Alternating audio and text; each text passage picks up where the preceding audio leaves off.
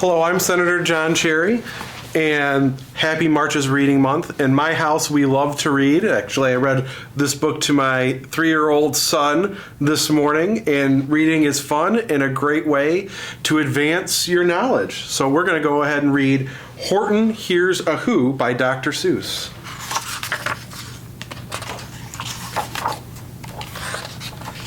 On the 15th of May, in the jungle of Newell, in the heat of the day, in the cool of the pool, he was splashing, enjoying the jungle's great joys, when Horton, the elephant, heard a small noise. So Horton stopped splashing. He looked toward the sound. That's funny, thought Horton. There's no one around. Then he heard it again, just a very faint yelp, as if some tiny person were calling for help. I'll help you, said Horton, but who are you? Where? He looked and he looked. He could see nothing there, but a small speck of dust blowing past through the air.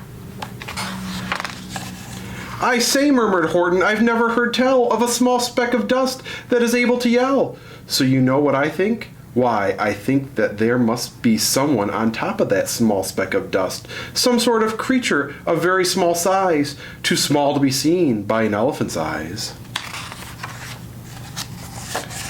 Some poor little person who's shaking with fear that he'll blow in the pool. He has no way to steer. I'll just have to save him because, after all, a person's a person, no matter how small. So gently, and using the greatest of care, the elephant stretched his great trunk through the air, and he lifted the dust speck and carried it over, and placed it down safe on a very soft clover. Humph, humphed a voice. 'Twas a sour kangaroo, and the young kangaroo in her pouch said, humph, too. Why, that speck is as small as the head of a pin. A person on that? Why, there never has been.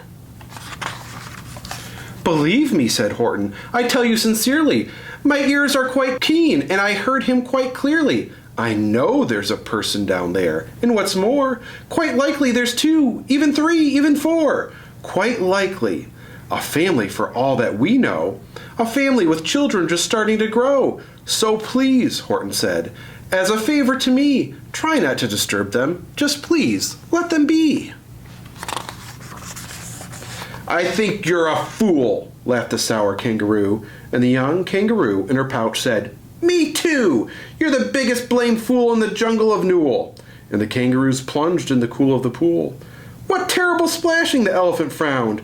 I can't let my very small persons get drowned. I've got to protect them. I'm bigger than they. So he plucked up the clover and hustled away.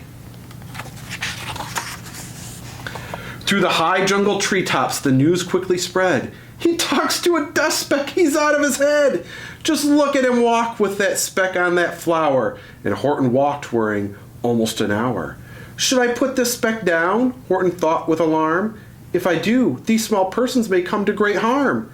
I can't put it down, and I won't. After all, a person's a person, no matter how small. Then Horton stopped walking. The speck voice was talking. The voice was so faint he could just barely hear it. Speak up, please, said Horton. He put his ear near it. My friend, came the voice. You're a very fine friend. You've helped us, all us folks, on this dust speck no end. You saved all our houses, our ceilings and floors. You saved all our churches and grocery stores. You mean? Horton gasped. You have buildings there, too? Oh, yes, piped the voice. We most certainly do. I know, called the voice. I'm too small to be seen, but I'm mayor of a town that is friendly and clean. Our buildings to you would seem terribly small, but to us who aren't big, they are wonderfully tall. My town is called Whoville, for I am a Who, and we Whos are all thankful and grateful to you. And Horton called back to the mayor of the town, You're safe now, don't worry, I won't let you down. But just as he spoke to the mayor of the speck, 3 big jungle monkeys climbed up Horton's neck. The Wickersham brothers came shouting, What rot! This elephant's talking to Whos who are not! There aren't any Whos, and they don't have a mayor, and we're going to stop all this nonsense, so there. They snatched Horton's clover, they carried it off to a black-bottomed eagle named Vladikoff, a mighty strong eagle of very swift wing, and they said, "Will you kindly get rid of this thing?" Before the poor elephant even could speak, that eagle flew off with the flower in his beak.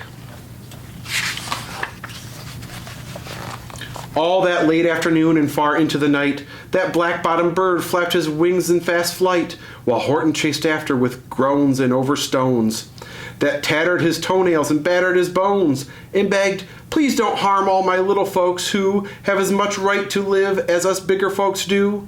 But far, far beyond him that eagle kept flapping, and over his shoulder called back, "Quit your yapping! I'll fly the night through. I'm a bird, I don't mind it, and I'll hide this tomorrow where you'll never find it." And at 6:56 the next morning he did. It sure was a terrible place that he hid it. He let that small clover drop somewhere inside of a great patch of clovers 100 miles wide. "Find that," sneered the bird, "but I think you will fail." And he left with a flip of his black-bottomed tail. "I'll find it," cried Horton. "I'll find it or bust. I shall find my friends on my small speck of dust." And clover by clover with care, he picked up and searched them and called, "Are you there?" But clover by clover he found that the one that he sought for was just not around. And by noon poor old Horton, more dead than alive, had picked, searched, and piled up 9,005.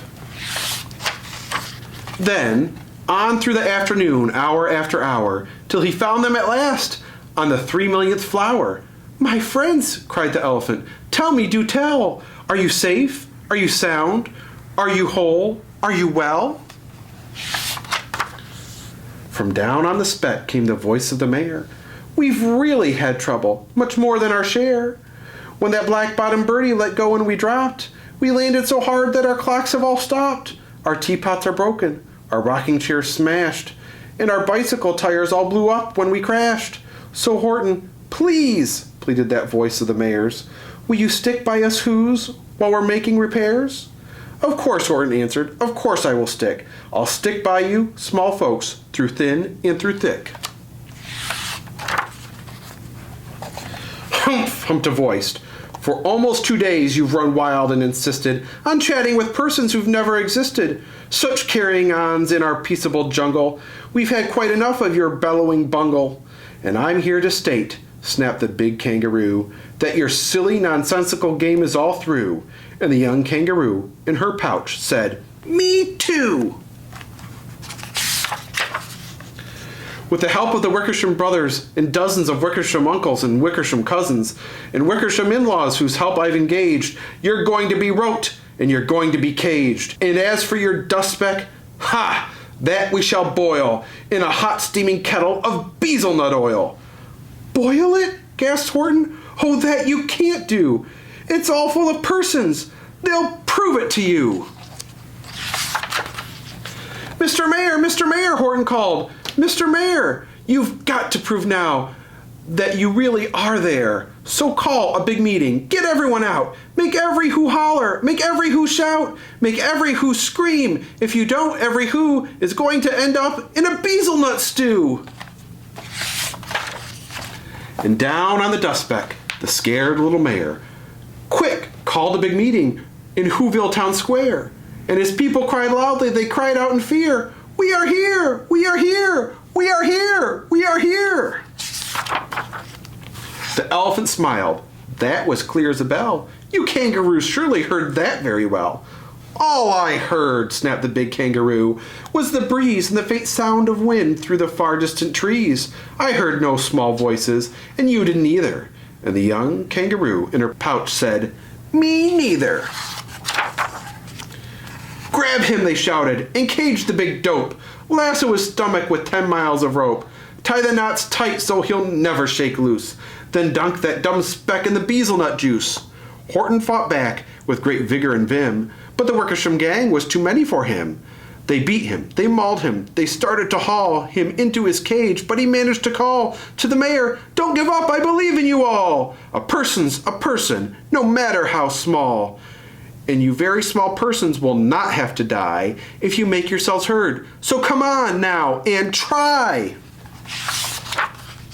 The mayor grabbed a tom-tom. He started to smack it, and all over Whoville they whooped up a racket. They rattled tin kettles, they beat on brass pans, on garbage pail tops and old cranberry cans. They blew on bazookas and blasted great toots on clarinets, oompas, and boompas, and flutes. Great gusts of loud racket rang high through the air. They rattled and shook the whole sky, and the mayor called up through the howling mad hullabaloo, "Hey, Horton, how's this? Is our sound coming through?" And Horton called back, "I can hear you just fine, but the kangaroo's ears are not as strong quite as mine. They don't hear a thing. Are you sure all your boys are doing their best? Are they all making noise? Are you sure every who down in Whoville is working? Quick, look through your town. Is there anyone shirking?"